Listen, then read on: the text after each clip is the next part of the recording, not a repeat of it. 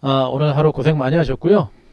음, 아주 증권시장이 하루 만에 천당과 지옥을 왔다 갔다 하는 아주 급등락이 나왔습니다.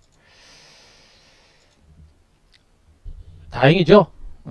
불행 중 다행으로 오늘 장세가 음, 회복을 했고요. 어제 3천선을 살짝 깨고 내려가는 흐름이 나왔다가 오늘 다시 많이 회복을 했습니다. 다행입니다. 그죠? 어제 무방을 통해서 시장이 너무 복잡해서 여러 가지 시나리오를 중심으로 제가 여러분들한테 시장에 대한 전망을 해드렸고, 그러면서도 이 장이 무너질 가능성 높지 않다라는 얘기 해드렸습니다. 하면서도 약간은 경계감을 늦춰서는 안 된다라는 전략도 제가 세워드렸어요. 그리고 오늘은 좀 반등이 나올 것이다. 그 반등을 위해서 현금 비중은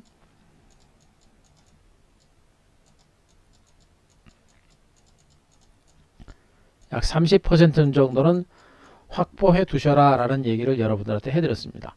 예. 글쎄요, 오늘 이 반등을 이용을 해가지고 여러분들 현금을 좀 30% 만들어 놓으신 분들이 계실지 모르겠습니다만, 이 전략은 일단 유효합니다. 유효하고요.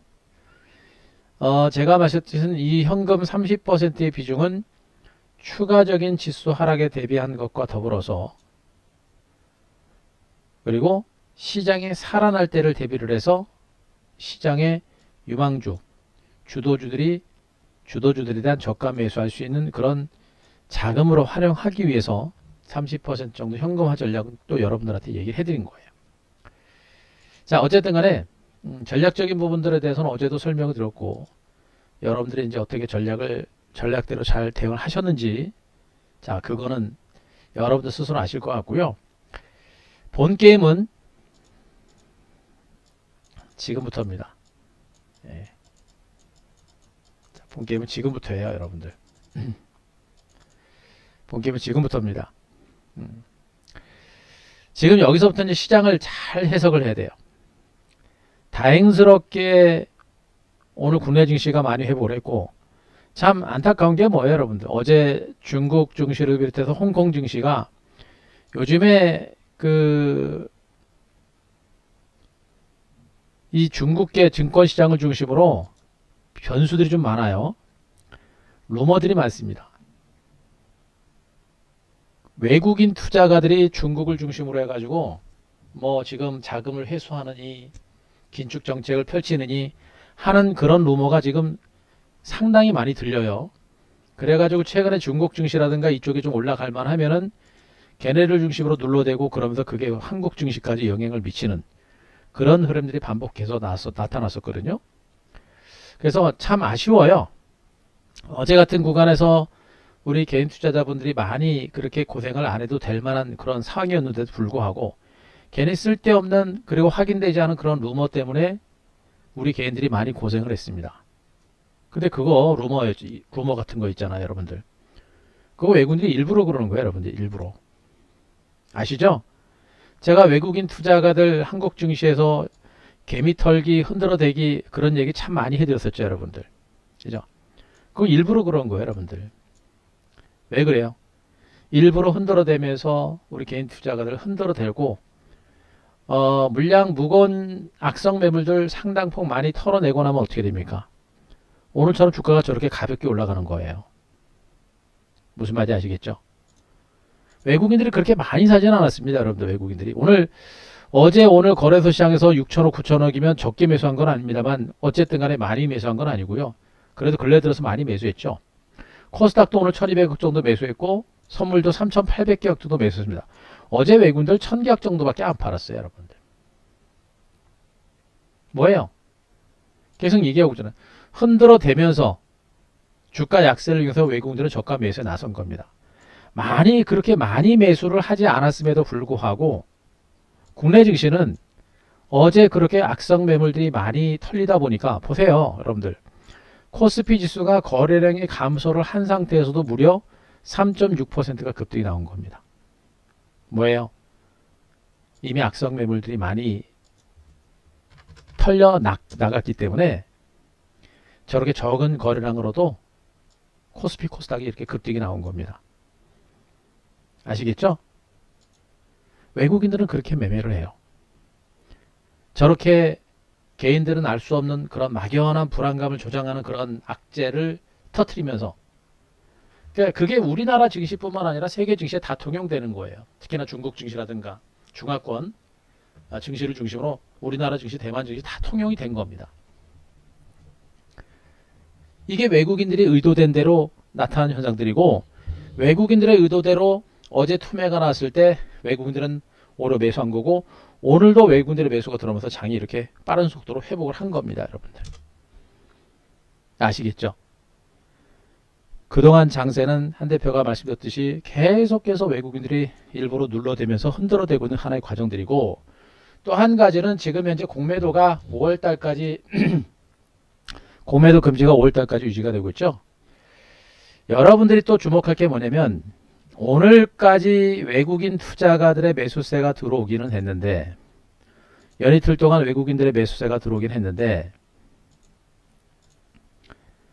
과연 이 매수세가 내일 이후에도 계속 들어올 수 있겠느냐라는 거예요, 여러분들. 외국인들이 어제는 급락했고 오늘까지 매수하면서 이틀 동안 장을 땡겼는데, 과연 이 매수세가 계속해서 들어올 수 있겠느냐라는 겁니다. 아마 오늘 지수 반등으로 인해서 어제까지 우리 개인 투자가들이 가지고 있는 공포심리는 많이 진정됐을 겁니다. 그죠? 공포심리는 많이 진정됐을 거예요. 하지만 어제까지 공포심리가 있었기 때문에 오늘 올라오니까 어떻게 됩니까? 다 털어버리죠, 여러분들. 내일은 개인들이 매수에 들어올 거예요. 그러니까 어떻게 됩니까? 외국인들이 또 공격적인 매수를 안 할 가능성도 다분히 있는 거예요. 그죠? 치열한 수싸움이 진행되고 있는 것이고, 치열한 눈치 보기가 계속 진행이 되고 있는 겁니다. 이럴 때는 뭘 봐야 돼요? 외국인들의 눈치를 보면 안 되고 전체적인 시장의 펀더멘탈을 봐야 되는 게 맞는 겁니다. 그러면 오늘 국내 증시가 이렇게 급하게 올라간 이유가 뭡니까? 이미 어제 국내 증시가 중국 때문에, 중화민국 때문에, 중국에서 나오는 그런 긴축에 대한 어떤 우려감을 표명하는 그런 기사들 때문에 어제 중국 증시가 밀린 거고, 그것 때문에 국내 증시가 어제 많이 밀린 겁니다. 그것도 외국인들이 선물을 계속 팔면서 눌러대면서 막연하게 밀어버리니까 개인들이 공포스러워서 물량을 다 털은 거죠, 여러분들.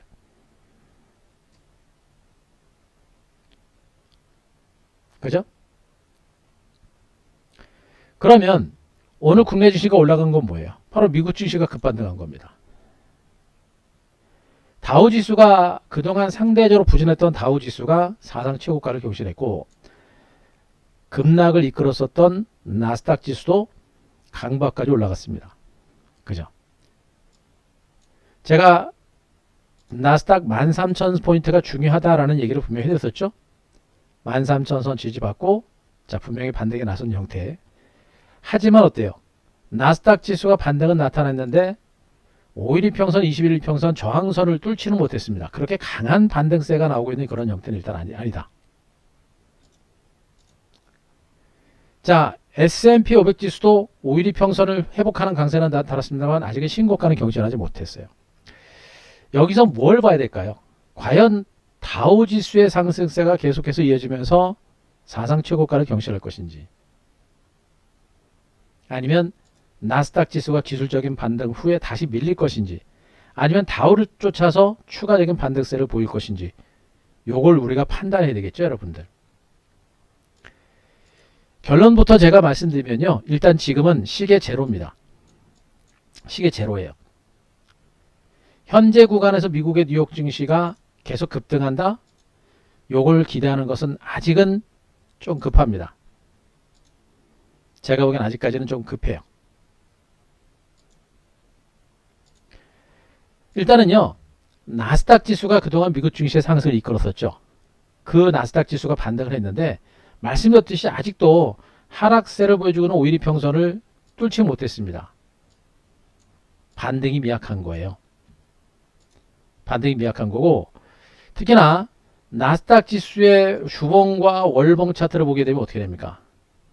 정말 많이 올랐어요. 여기서 나스닥 지수가 추가적으로 올라간다라고 기대하는 것은 상당한 부담이 있겠죠. 기술주들은 올라갈 때마다 물량을 두드러 맞을 겁니다. 올라갈 때마다 매물을 받을 거예요. 그만큼 금리 인하가 진행이 된 상태에서 금리 인상 가능성이 높아지고 있는 상태에서 기술주들의 반등세가 계속해서 이어지는 것은 한계가 있다. 나스닥 지수가 못 가는 상태에서 과연 다우 지수가 계속해서 혼자 갈 수 있을까요? 여러분 생각은 어떠세요? 나스닥 지수가 못 가는데 혼자 다우 지수만 갈 수 있을까요? 물론 지금 미국 뉴욕 증시는 나스닥 대비 다우 지수가 상대적으로 못 올랐고 금리 인상 분위기가 형성이 되면서 전통적인 가치주 경기 민감주들의 경기 민감주들의 반등세가 좀 진행이 되고 있습니다. 경기주들은 기술주 IT주들 대비 상대적으로 주가가 못 올랐어요. 그래서 어느 정도 키 맞추기를 위한 추가적인 반등세가 좀 나올 수 있는 가능성은 완전히 배제는 못합니다. 그러나 오늘 이 지수 반등세를 보면서 앞으로 장세도 여러분들이 쾌재를 부를 만큼 그렇게 강력한 상승세가 연출되기는 쉽지는 않다. 요거는 일단 여러분들이 생각을 해 놓으셔야 돼요. 그건 일단 보시 바라고, 파월 의장이 미국의 저금리 기조는 앞으로 2년, 2, 3년 동안 계속 진행된다. 아직 미국 경기는 좋지 않다. 이런 얘기 했었죠. 그래서 금리 상승세가 약간 주춤해지고 금리 상승세가 조금 진정권에 접어든 건 맞아요. 하지만 연준에서 무려 1조 9천억 불 규모의 대규모 경기 부양 대책이 진행이 되고 있기 때문에 경기 부양 대책이 단순하게 경기 민감주들한테만 해당되지는 않을 겁니다. 그죠? 경기 부양 대책이 나온다고 해가지고 경기 민감주들한테만 해당되지는 않아요. 그래서 경기 부양 대책이 경기 민감주들한테는 오히려 경기 회복과 함께 기업들의 실적을 기대감을 가지고 경기 민감주들의 반등을 이끌어내겠습니다만, 하지만 IT주들한테는 뭐예요? 경기 과열을 이끌어낼 수 있는 가능성은 분명히 있습니다. 무슨 얘기예요? 오히려 1조 9천억 불 규모의 경기 부양 대책이 미국의 경기 과열을 이끌어낼 수 있는 그런 가능성은 다분합니다. 일단은 부양 대책 자체가 호재로 받아들여지고 다우지수가 올라가긴 했는데, 일단 경기 부양 대책이 단행이 되게 되면 금리는 분명히 자극이 될 거예요. 금리는 어느 정도는 자극이 될 겁니다. 그래서 지금 장은요, 무조건 지수 상방으로 보면 안 돼요. 상방으로 보면 안 됩니다. 그래서 무조건 지수가 올라간다 생각하시면 안 돼요. 다만 여기서 우리가 주목할 게 뭐냐, 일단 연준에서 금리가 급격하게 올라가는 것을 제어를 단행을 했고, 또 급격한 금리 인상은 없다라고 얘기를 했습니다. 그러면서 경기 부양에 대한 의지는 강해요. 무슨 얘기예요? 하방 경직은 확보된 겁니다. 그죠? 그러니까 오늘 시장에서의 이 상승은 본격적인 상승의 의미가 아니고, 최소한 추가적으로 하락하지 않고 최소한 3,000포인트에서 지수가 중간 바닥을 다지고 안정권에 접어들었다. 최소한 대세 하락에 대한 우려는 없다라는 그런 의미로 오늘 시장의 반등을 해석하시면 됩니다. 방금 제가 말씀드렸던 내용들 이해되십니까? 자, 요거 이해되시면 3번 없죠? 3번.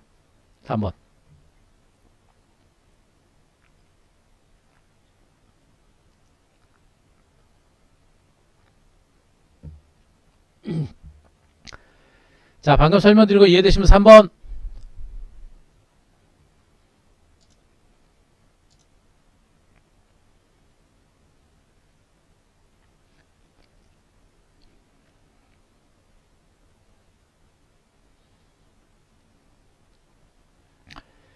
자, 이해되시겠죠?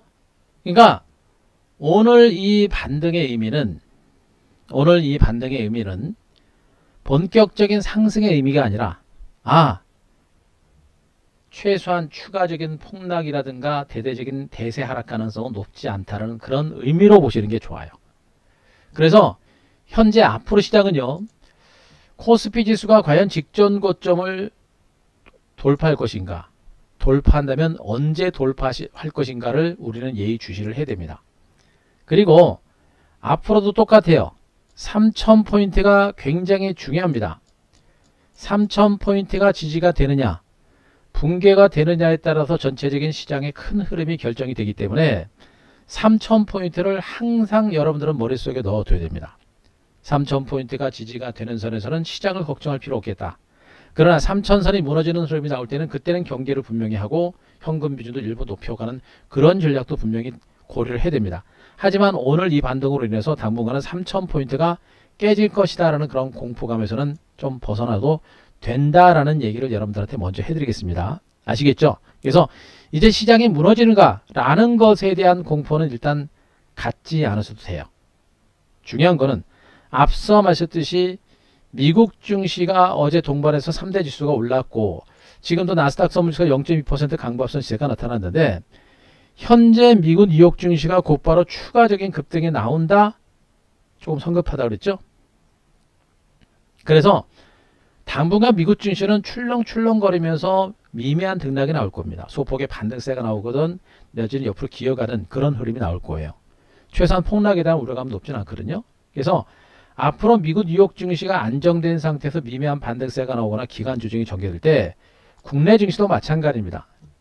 한국 증시는 여전히 현재 이 가두리 장세, 이 박스권 장세에서 혼조 장세가 좀 더 지속될 가능성이 높아요. 코스피가 그런 상태라고 한다면 코스닥도 마찬가지가 되겠죠. 코스닥도 코스피가 저렇게 박스권 장세가 진행이 된다고 한다면 코스닥도 그렇게 될 수 있습니다.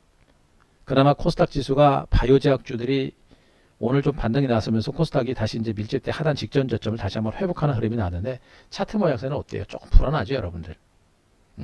그죠? 불안합니다.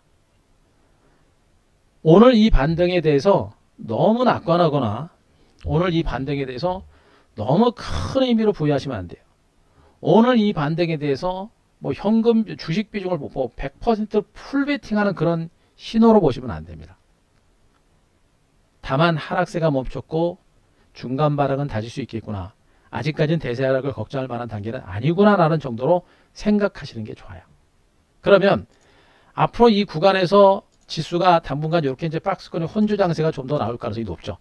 이미 당초 여러분들한테 예상해드렸던 박스권의 혼조 장세가 좀 더 지속될 가능성이 높아요. 그 다음에 무슨 장세가 됐습니까? 역시 종목 장세가 진행돼. 종목 장세.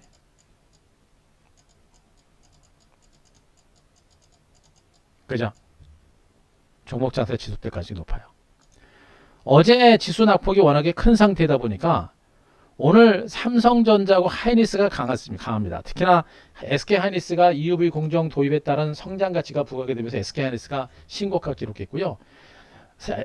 SK하이닉스하고 삼성전자가 동반 반등에 나서면서 오늘 지수 코스피가 좀 올랐어요. 근데 대형주들이 삼성전자, 하이닉스 같은 시가총액 상위 1, 2 종목이 좀 올랐고 나머지 대형주들도 동반해서 올라서 코스피가 좀 많이 오른 건 사실이에요. 그죠? 코스피가 오늘 무려 3%, 3.5%나 올랐기 때문에 삼성전자하고 하이닉스가 올라가면서 동반해서 올라간 건 맞습니다. 하지만 지금 이들 대형주들이 추세적으로 상승세가 나오는 종목은 거의 없어요. 그죠? 셀트리온의 치료제가 유럽에서 허가를 받을지 안 받을지 허가 신청을 했다는 그런 소식 때문에 올라갔는데 실질적으로 대형주들 중에서는 삼성전자, 하이닉스 말고는 지금 추세적으로 올라가가지고 장을 주도하는 종목은 별로 없어요. 그죠? 없습니다. 그러니까 오늘은 뭐예요? 오늘은 대부분의 종목이 어제 급락했다는 기술적인 반등이 다 나온 겁니다. 어제 급락했다는 기술적인 반등이 대부분의 종목을 주로 나온 거고 그나마 삼성전자, 하이닉스가 좀 재료가 호재가 나가지고 주가가 좀 많이 올라간 것 뿐이에요. 코스피 대형주들도 시장을 주도하는 종목이 없는 겁니다. 자, 코스닥 종목군들도 바이오제약주들이 좀 모처럼 올랐습니다. 많이 빠진 데 따라서 반발 매수가 들어오고 바이오제약주들도 올라갔죠. 여러분들 아시겠지만 바이오제약주들은 코스닥 시장의 시가총액 상위 종목이 상당히 많습니다. 그래서 바이오제약주가 올라가줘야 코스닥이 회복이 되는 것이거든요. 어제 코스닥 시장이 상대적으로 많이 하락했던 이유가 바이오제약주가 그동안 많이 밀렸기 때문에 그래요. 근데 바이오제약주는 분명히 기술적인 반등이고요. 역시 뭐니 뭐래도 삼성전자 하이닉스가 올라가니까 어디가 올라갑니까? 반도체 장비가 빨리 올라갔죠, 여러분들. 근데 반도체 장비주들의 반등도 지금은 뭐 이 웰덱스는 얘는 신고가 기록했고요. 나머지 종목군들의 주가라면 대체적으로 아직은 기술적인 반등 성격이 좀 강합니다. 그죠? 물론 제가 어제도 얘기했습니다. 제가 말씀드리고 있는 주도주 반도체를 선두로 해서 수소, 5G, 전기차, 풍력, 태양광 이런 종목군들은 어차피 지수가 이렇게 박스권의 혼주장세 기간주 중에 전개가 되면서 걔네들은 시장의 성장주기 때문에 약간의 시간은 걸리더라도 결국에 이런 출렁거리는 기간주 중에 전개가 된 후에 나중에라도 분명히 올라갈 수 있는 여력은 분명히 있다라고 제가 말씀드렸습니다. 근데 그 시점을 정확하게 예측하기는 어려워요. 일단은 모두가 반도체 장비주로 오늘 반등은 나타났습니다만 얘네들은 다 기술적 반등입니다. 추세적인 상승으로 이어질지는 아직은 좀 더 봐야 돼요. 더군다나 미국에서 금리 인상 기조와 더불어서 기술주들이 흐름 자체가 약화된 부분들을 감안해 보게 되면 또 지수가 여전히 가두리 장세를 계속해서 이어가는 장세라고 한다면 그동안 올랐던 반도체 장비주들이 곧바로 상승세를 이어가기는 조금 쉽지 않을 것이다. 물론 선별적인 한두 종목은 갈 수 있겠죠. 그러나 전체로 반도체 장비주가 혼자 급등세를 이어가기는 좀 어려울 거로 일단 보고 있습니다. 삼성전자 하이닉스도 마찬가지예요. 삼성전자 하이닉스도 마찬가지입니다. 얘네들은 이미 저는 이제 중간 바닥은 어제 친 것으로 보고 있어서 중장기적으로 보시게 되면 삼성전자 하이닉스도 보셔도 되는 부분들이에요. 하지만 지수 대비 상대적으로 많이 올랐기 때문에 지금으로서는 추격 매수하는 것은 부담이 돼요. 중장기적으로는 삼성전자 하이닉스 분명히 살아 있습니다. 예. 그리고 나머지 종목들은 주도주가 될 만한 종목은 별로 없고요. 결국엔 반도체 장비주들도 지금 구간에서는 곧바로 상승한다라는 관점보다는 좀 쉬어가는 관점을 보시는 게 좋겠고 쉬어가는 흐름이 나오고 나서 재반등 가능성은 분명히 있는 겁니다. 그죠? 눌림이 나오고 기간주 나오고 있습니다만 그 기간주 중에 반등 가능성 남아 있어요. 그래서 반도체 장비주들에 대한 관심은 계속해서 이어가되 내일 당장 간다? 모레 당장 급등한다? 그런 개념은 아니에요. DBI텍이라는 종목이 한번 오르고 나서 너무나 긴 시간 동안 조정을 받았었죠, 여러분들. 이렇게 긴 시간 조정을 받고 올라갔듯이 반도체 장비주들도 그런 기간 조정이 진행이 되고 나서 움직이는 그런 흐름이 나올 가능성이 있다는 거 그거 여러분들 꼭 체크를 좀 하시기 바라고요. 자, OLED도 마찬가지입니다. 업황 호전에 대한 기대감을 가지고 종목군들이 개별적인 반등이 나올 겁니다. 종목군들은 개별적인 반등 가능성이 있어요. ICD라든가 힘스 같은 종목군들을 제가 여러분들한테 방송을 통해서 얘기를 했는데 얘네들도 아직까지는 우리가 충분히 관심을 가져도 됩니다. 다만 마찬가지로 얘네들도 지금 당장보다는 약간의 시간을 가지고 반등할 수 있는 그런 가능성이 있다는 거 그것도 말씀드리고요. 자, 5G도 마찬가지입니다.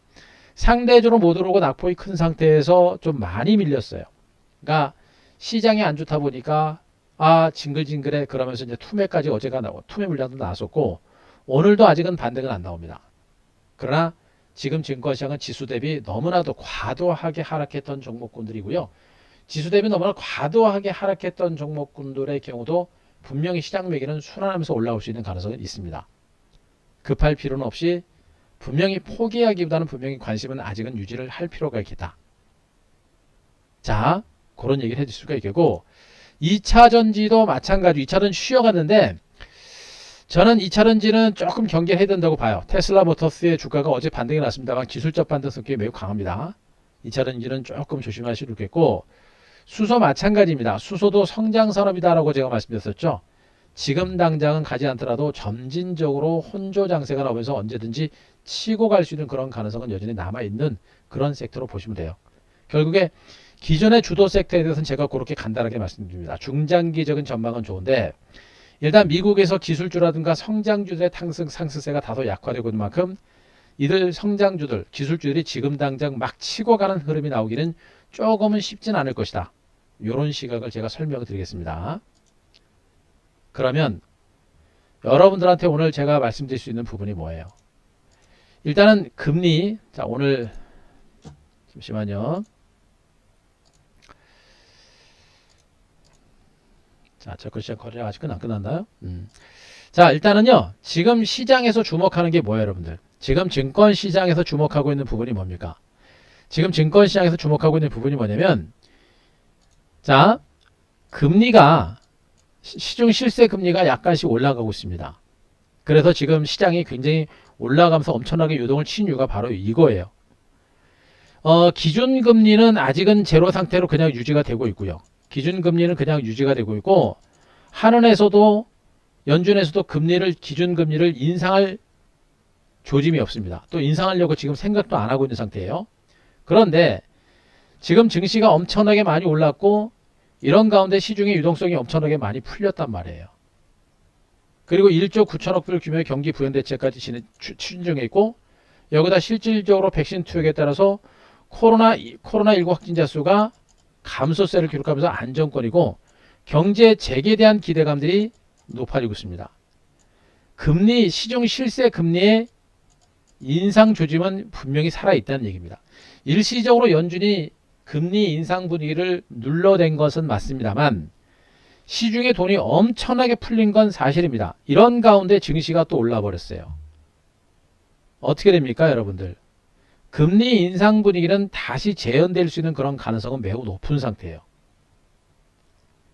그래서 금리 인상기에 미국에서는 제로 금리를 바탕으로 기술주들이 어느 정도 수혜를 받지만, 그러나 실질적으로 이제 금리 인상이 되게 되면 기술주들이 부담을 줄 수밖에 없겠고, 그런 가운데 금리가 인상이 된다는 얘기는 경기가 좋아진다는 얘기가 되는 것이고, 경기가 호전이 되면서 어떻게 됩니까?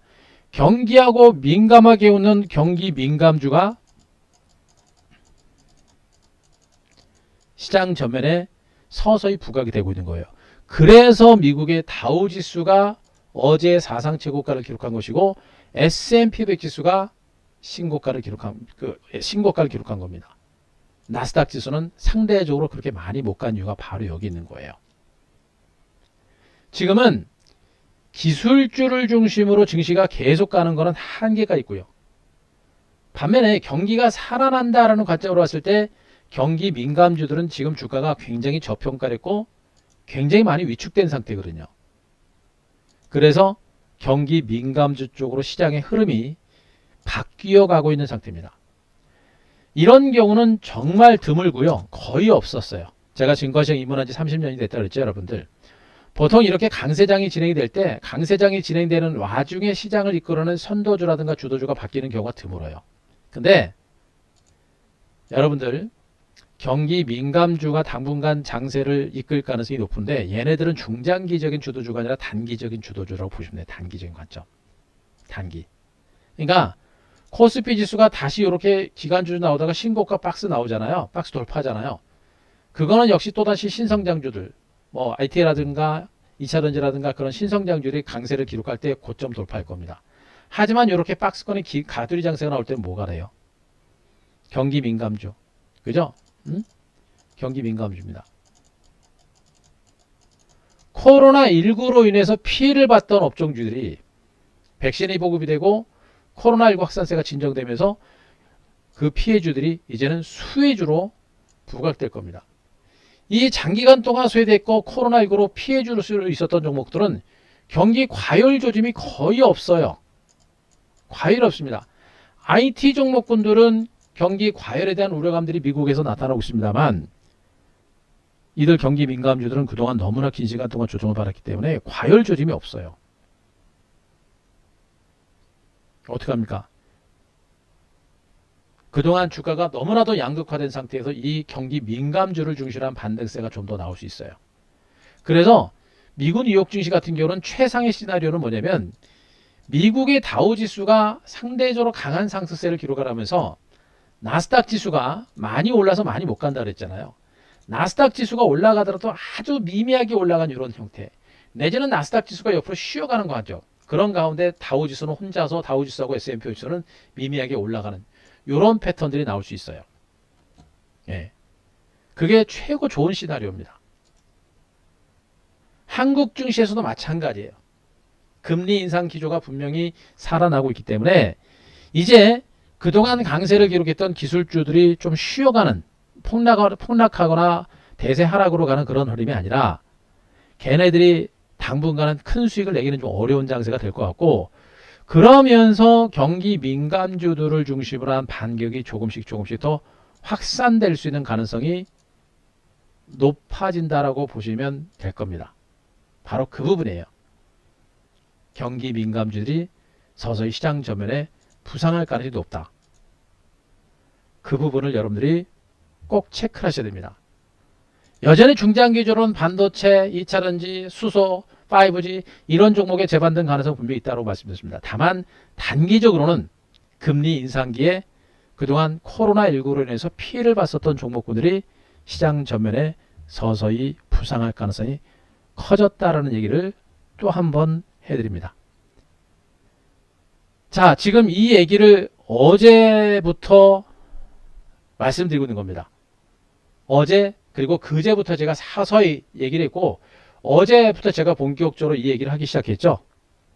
자, 방금 제가 얘기했던 이 내용들 자, 충분히 이해되셨습니까? 자, 이해되신 분들 자 5번 한번 쳐서 5번. 자, 5번.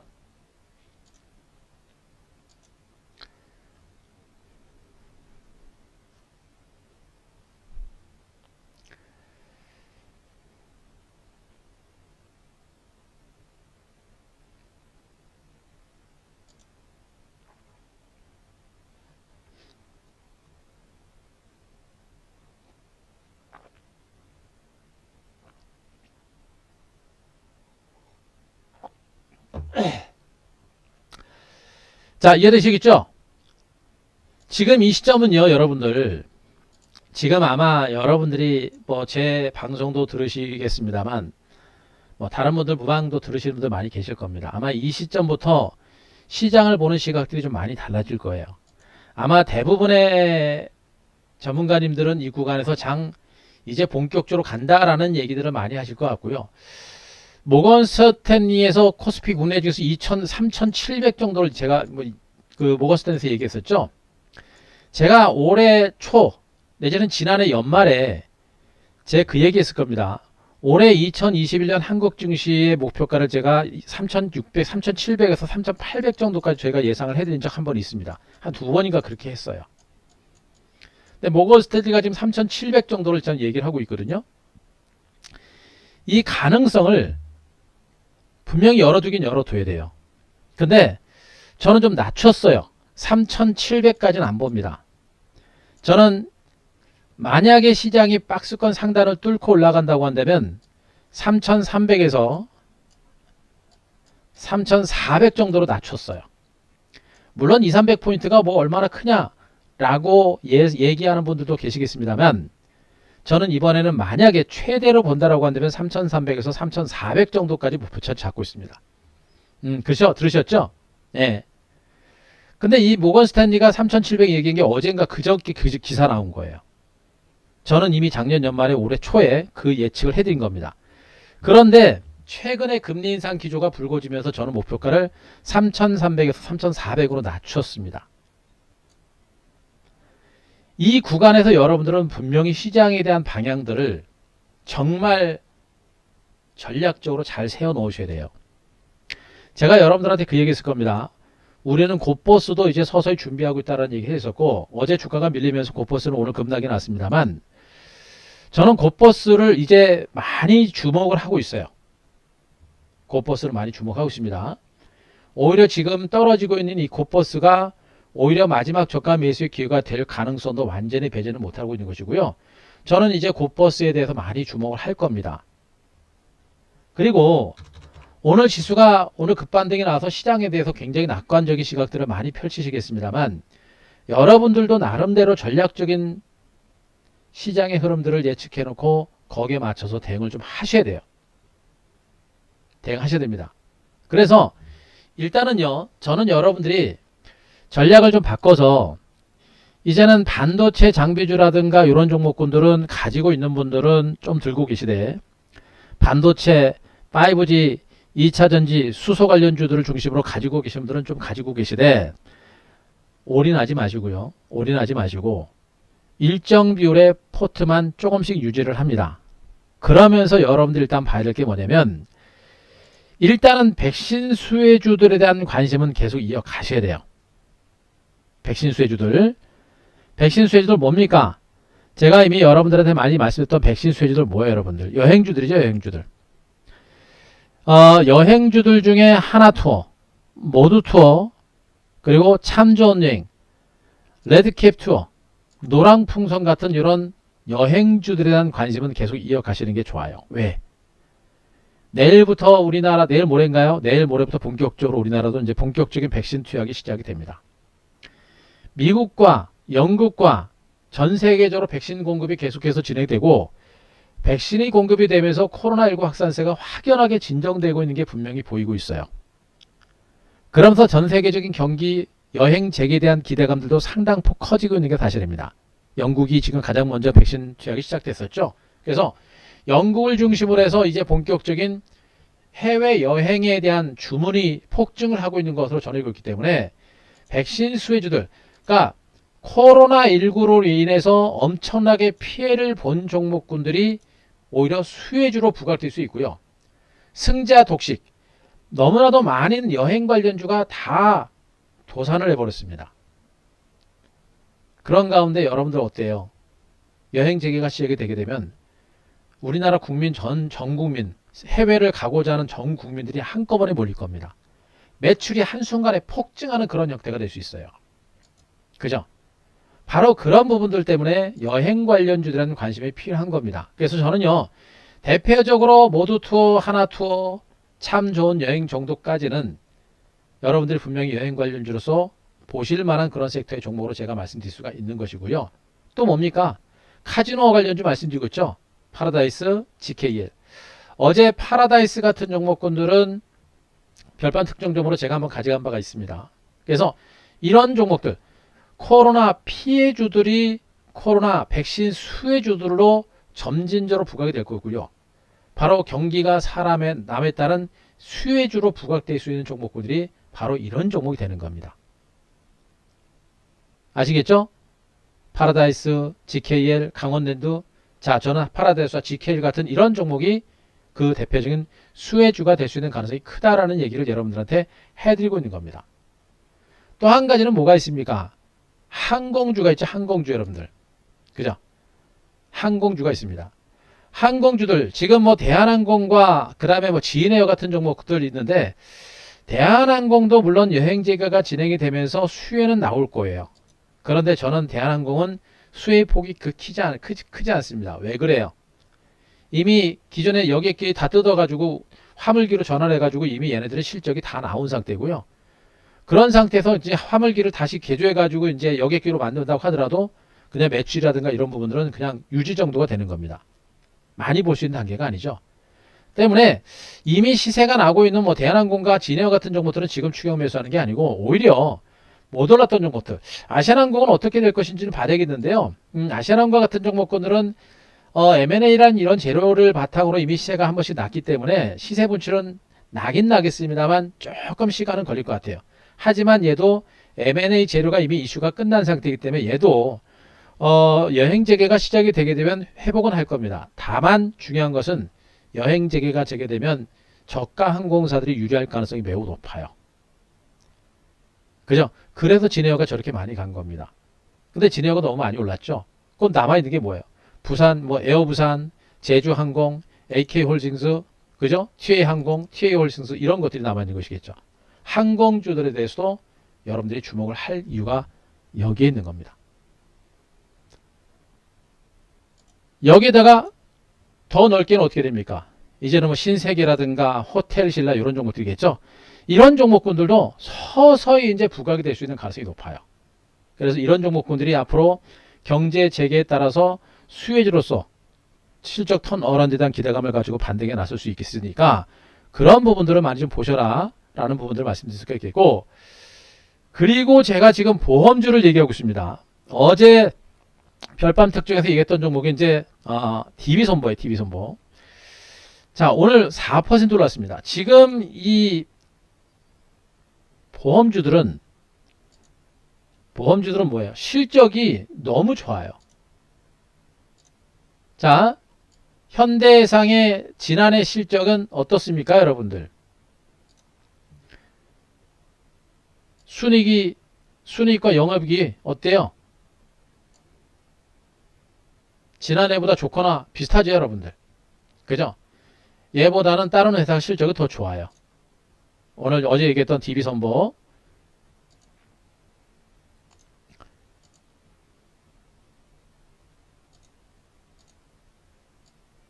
그죠? 자, 손보사들은 코로나19로 인해서 오히려 사람들의 활동이 줄어들다 보니까 오히려 손해율이 떨어졌습니다. 그래서 지난해 실적이 더럽게 좋은 거예요. 그런데도 불구하고 주가는 저렇게 많이 빠졌거든요.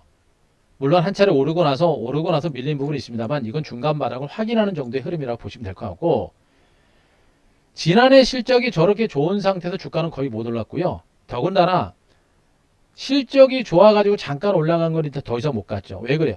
금리 때문에 못 간 겁니다. 금리가 인상이 되어야 보험사들은 자산운용과 그리고 이자 수익을 통해서 실적이 더 좋아질 수 있는데, 보통 그래요. 보험사들은 경기 민감주로 보시는 게 좋아요. 경기가 회복이 될 때 상대적으로 더 큰 수익을 내는 게 바로 보험사들입니다. 그런데 어떻게 돼요? 경기 살아나잖아요. 경기 살아나면서 금리 인상 기조가 분명히 강화되고 있고, 앞으로 금리가 일단 인상 기조가 강화되잖아요. 지금 시장에서 걱정하는 건 뭐냐면 여러분들, 자 보세요. 자, 지금 우리나라 10년물 국고채 금리 흐름이에요. 밑에 요 흐름입니다. 자, 크게 보여드릴게요.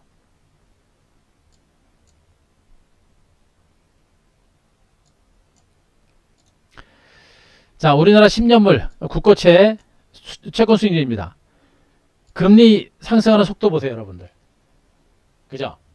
지금 시장에서 걱정하는 게 이거란 말이에요. 금리가 만만하게 조금씩 올라가는 것은 분명히 경기 회복에 있어서 굉장히 좋은 시그널이에요. 그런데 금리가 갑작스럽게 올라가죠. 왜 그래요? 시중의 유동성이 너무나 많이 풀렸고 백신 보급에 따라서 경기 회복 분위기가 그만큼 가파르게 진행이 되고 있는 거예요. 그죠? 그래서 아무리 제롬 파월 의장이 뭐 지금 저금리를 상당 기간 동안 유지하겠다라는 그런 얘기를 하더라도 실질적인 시중 실세 금리가 움직일 수 있는 그런 가능성은 분명히 있는 겁니다. 그렇기 때문에 보험사들은 앞으로도 금리 상승세가 상승 기대감이 있을 것이고, 금리 상승세가 일단 분위기가 확연해지게 되면 반등 분위기가 좀 더 강화될 수 있는 가능성이 있는 거예요. 그래서 보험주들은 조금 무거운 듯한 양상들을 보이겠습니다만 충분하게 시간을 가지고 여러분들이 주목을 해볼 만한 종목이에요. 단기적인 관점보다는 좀 더 시간을 가지고 본다고 한다면 보험주들에 대해서는 충분히 관심을 가져야 됩니다. 자, 저는 현대해상과 DB손보, 메리츠화재가 대표적인 손보사 종목들이기 때문에 얘네들이 좀 괜찮다고 보고 있거든요. 뭐 삼성화재라든가 뭐 삼성생명도 있습니다만 일단 저는 현대해상과 DB손보, 메리츠화재 같은 종목이 대표적인 종목이기 때문에 이런 종목군들의 어떤 반등에 대한 기대감과 걔네들이 금리 상승에 따른 보험주들로서 대표적인 종목군들로서 반등세가 나올 수 있는 가능성이 좀 크지 않을까라는 그런 판단을 좀 하고 있는 겁니다. 그죠? 바로 그걸 보셔야 돼요. 그래서 보험주에 대한 관심도 필요하다는 얘기를 합니다. 은행주들도 볼 수는 있는데요. 저는 은행주들은 좀 너무 무겁죠. 너무 무겁습니다. 지난번에 아주 틈새 종목으로 득달같이 몇 번 올라가긴 했습니다만 은행주들은 지금은 조금은 좀 안 보시는 게 좋지 않을까라는 판단이고, 그 외에 나머지 경기 민감주들은 분명히 보셔야 됩니다. 또 한 가지는 반도체나 하이닉스, 삼성전자, 하이닉스 같은 종목군들은 분명히 IT 기술주지만 미국에서 마이크로소프트라든가 애플이라든가 테슬라 모터스 같은 종목들은 정말 주가가 과도하게 올랐어요. 하지만 삼성전자, 하이닉스 같은 기술주들은 실적에 비한다면 주가는 뭐 말도 안 되게 저평가된 종목들이죠. 그래서 국내 증시가 삼성전자라든가 하이닉스 때문에라도 그래도 긴 관점에서는 코스피 지수가 직전 고점 박스권 상단 여기는 한 번은 좀 뚫을 거로 보고 있어요. 보고는 있는데 문제는 아까 얘기했듯이 코스피가 3,700, 3,800까지 갈 수 있는 가능성이 있겠는가라는 부분에 대해서는 약간의 퀘스천 마크를 가지고 있는 겁니다. 그러나 어쨌든 간에 삼성전자 하이닉스가 저평가된 부분들은 분명히 있기 때문에 미국하고 다르게 국내 증시는 일부 IT 섹터들에 받는 가능성이 있고요. 현대차 아직까지는 이런 성장주들이 남아 있는 겁니다. 이런 성장주이지만 현대차가 지금 워낙에 지금 뭐 아시죠? 지금 SUV GV80이 타이거우즈 골프 선수 타고 가다가 자동차 전면에 전파가 됐는데 타이거우즈는 멀쩡히 있죠. 멀쩡하지만 않습니다만 멀쩡하지만 좀 다친 것 같은데 그래도 멀쩡한 겁니다. 그래서 그 위상도 있고요. 그래서 현대자동차 같은 이런 일부 대표적인 종목군들의 반등도 이어질 거예요. 철저하게 경기 민감주들 중에서도 실적이 좋아지고 있는 종목군들, 단순한 성장 가치가 아니라, 그러니까 효성그룹주나 이런 부분들은 전기차라든가 수소에너지라든가 이런 재료 때문에 성장성을 바탕으로 주가가 올라갔잖아요. 그죠? 그런 거 말고 이제 실적 대비 너무나 과도하게 긴 시간 동안 소요됐고 못 올랐던 종목들, 그런 종목들이 갈 겁니다. 또 올랐더라도 실적이 확실하게 좋아지는 종목들, 이런 종목군들 중심의 반등장은 좀 더 지속된다고 보시면 돼요. 그래서 일단은 많이 오른 종목들은 부담이 되고, 그러나 덜 올랐던 이런 보험주에 대한 관심이 필요하겠고, 또 앞으로도 백신 투약이 이루어지면서 경제 재개 그리고 해외여행이 본격적으로 시작되는 시점이 임박할수록 백신 수혜주들의 반등세가 좀 더 나타날 수 있기 때문에 백신 수혜주들에 대한 관심들도 좀 더 아직까지는 유지를 할 필요가 있다라는 얘기를 여러분들한테 해드릴 수 있을 것 같습니다. 자, 무슨 내용인지 아시겠죠, 여러분들? 예. 자, 지금까지 제가 설명드렸던 내용들 충분히 이해되신 분들, 자, 다시 한번, 7번 한번 부탁드립니다. 7번.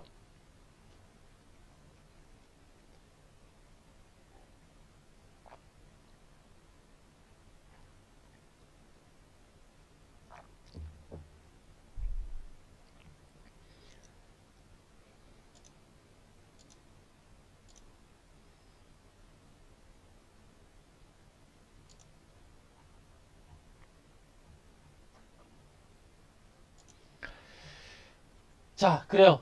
자, 이해되시겠죠? 네. 제가 오늘 여러분들한테 해드리고 싶은 내용들은 바로 이겁니다. 그래서 오늘 증시가 천만 다행으로 이렇게 정말 빠른 속도로 회복이 돼서 그나마 다행이고요. 어제도 제가 말씀드렸습니다만 시장에 대한 경계감은 어느 정도 필요하다라는 얘기는 분명히 말씀을 드렸고요. 하지만 그래도 회복될 수 있는 가능성이 있다는 얘기 해드렸었고, 결국에 외국인들에 의해서 장세가 다시 회복이 됐습니다. 그렇다고 또 흥분하거나 할 만한 장세는 일단 아니에요. 곧바로 3200선을 돌파할 수 있을지는 아직은 좀 지켜봐야 될 것 같고요. 아직은 쉽지는 않다라는 얘기를 합니다. 그리고 시장은 아직은 조심스럽고요. 무조건 낙관론을 피고 공격적인 배팅할 단계는 일단 아니에요.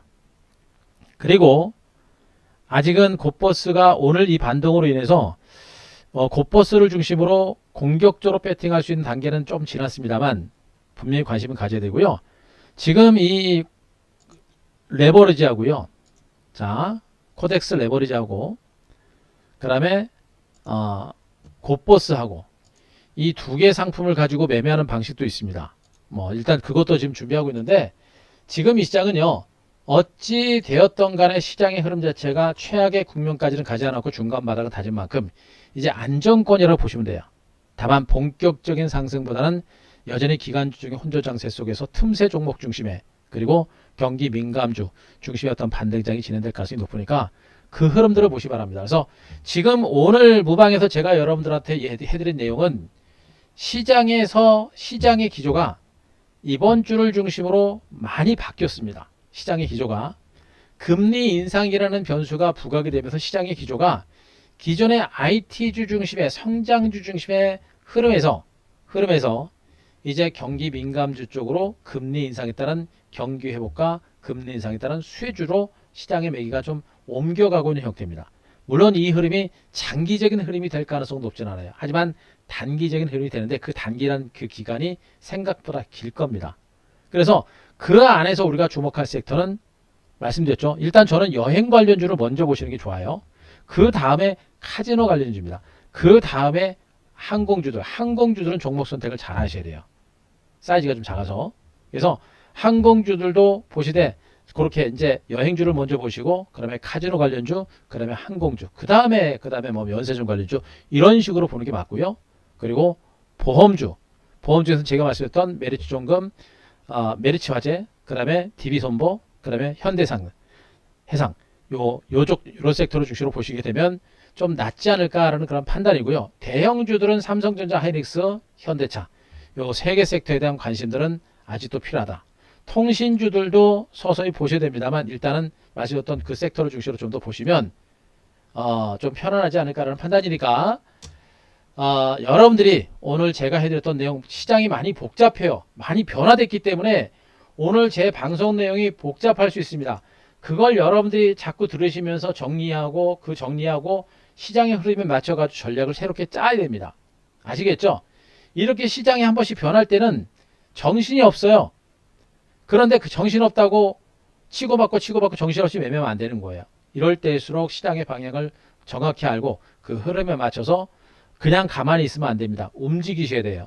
되는 종목으로 움직이시고, 안 되는 종목 정리하고 되는 종목으로 갔다가 나중에 되는 종목에서 먼저 매매하고 나서 나중에 털었던 종목군들을 주셔서 나중에 재매수 포인트를 잡고, 이렇게 가면 되는 겁니다. 아시겠죠? 지금은 시장의 흐름이 그런 식으로 바뀌어 갔으니까 여러분들도 거기에 맞춰서 대응하시면 좋은 결과 나올 것이고요. 위기는 일단 일단락이 됐습니다. 그러나 아직까지는 크게 낙관하기는 어렵고요. 종목 장세 쪽으로, 그리고 기존의 주도 섹터에서 새로운 틈새 종목으로 부각되는 금리 인상 수혜주 쪽으로, 경기 민감주 쪽으로, 자, 당분간은 관심을 좀 전환하는, 일부 정도는 전환하는 그런 전략을 펼쳐야 된다는 점을 마지막으로 설명을 드리도록 하겠습니다. 자, 오늘 이 정도 제가 말씀드렸습니다. 충분히 설명드렸을 것 같은데, 마지막으로 제 MSCI 그거 신경 많이 안 쓰셔도 되고요. 예, 지금은 거기까지 신경 쓸 필요 없습니다. 자, 그렇게 말씀드리고요. 자, 오늘 방송 내용 충분히 인지하시고요. 여러분들 공부하시고 거기에 맞춰서 대응하시기 바랍니다. 자, 고생하셨습니다. 오늘은 요 정도까지만 제가 말씀드리겠습니다. 고생하셨고, 자, 오늘 무방 내용 늦게 오신 분들은 무방 내용 들으세요. 무방 내용 자주 다시 반복해서 들으시고요. 늦게 오신 분들은 제가 유튜브에도 올릴 거니까 무방 내용도 참고하세요. 아셨죠? 고생하셨습니다. 자, 힘든 구간입니다. 하지만 이 구간은 새로운 기회가 될 겁니다. 그래서 제가 여러분들 장세가 복잡한 구간에서 시장에 대한 무방 해드리면서 전략들을 세세하게 잘 세워드렸으니까 정신 바짝 차리셔야 돼요. 이 구간은 분명히 새로운 종목을 중심으로 해서는 기가 막힌 기회가 될 겁니다. 그리고 이 장은 꺾여도 우리 방은 뭐가 있습니까? 인버스가 있고 곧버스가 있습니다. 아셨죠?